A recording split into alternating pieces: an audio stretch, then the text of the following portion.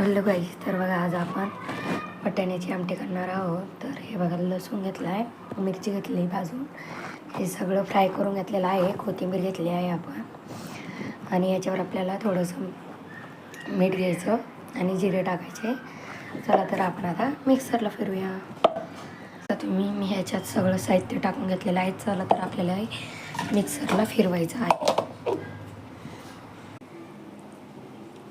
तर तुम्ही मस्त फिरून घेतलेलं आहे. जास्त घट्टही नको आहे आपल्याला आणि पातळ पण नको आहे, थोडं मध्यम पाहिजे.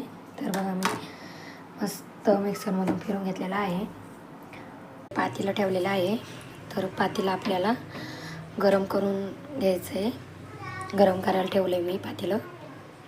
मस्त त्याच्यात जिरी, मोहरी आणि लसूण टाकलेलं आहे. मस्त फ्राय झालेलं आहे. फ्राय होऊ द्यायचं मस्तपैकी. आणि आपल्याला आता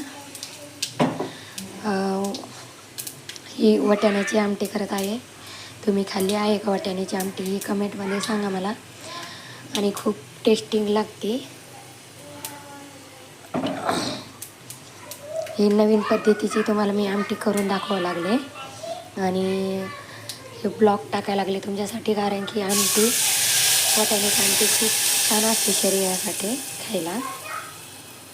आलेली आहे बघा, बघू शकता तुम्ही किती भारी तरी आलेली आहे.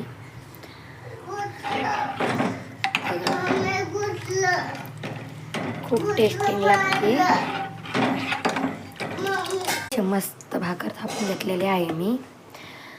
मस्त वाटाण्याची आमटी आणि भाकरी मस्त खायच्या पाहिजे. मस्त भाकर करून घेतलेली आहे मी. मस्त आपल्या आमटीला उकळा आलेला आहे. बघू शकता तुम्ही किती भारी झालेली आहे. कोणाकोणाला आवडते कमेंटमध्ये सांगा आमटी. तुम्ही खूप प्रकारच्या आमटे ऐकले असाल. तुरीची आमटी, मुगाची आमटी, परत उडीद डाळीची आमटी. पण मी आज वेगळं केलेलं आहे, मटरच्या दाण्याची आमटी. मस्त झालेले आहे आणि झणझणीत, मस्त अशी झणझणीत.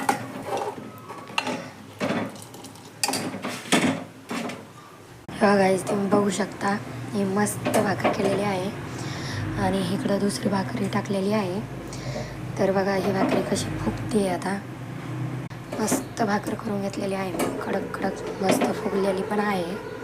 बघू शकता. कोणाकोणाला भाकर